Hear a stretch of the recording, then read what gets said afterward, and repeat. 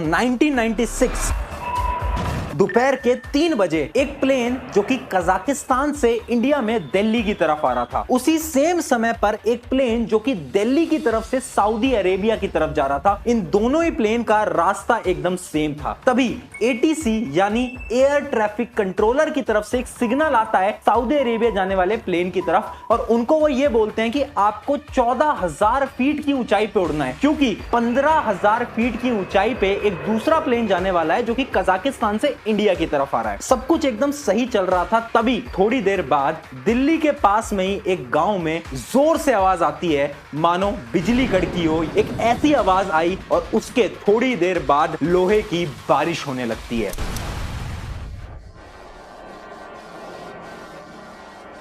यानी वो दोनों प्लेन आपस में टकरा गए थे और एक क्रैश हो गया था और सारे के सारे पैसेंजर दोनों प्लेन्स के मर चुके थे। जब ये इंसिडेंट हुआ था ना, उस समय पर ये बोला गया कि ये इंडिया का सबसे वर्स्ट एयर क्रैश एक्सपीरियंस है। यानी इससे बेकार तो कभी कुछ हो ही नहीं सकता, ना ही पास्ट में ना ही फ्यूचर में। पर कई सालों बाद 12 जून 2025 के अंदर 1:30 बजे के समय पर एक फ्लाइट जो कि अहमदाबाद से लंदन की तरफ जा रही थी, AI-171, वो फ्लाइट अहमदाबाद से टेक ऑफ तो करती है, पर थोड़ी दूर जाकर वो फ्लाइट क्रैश हो जाती है।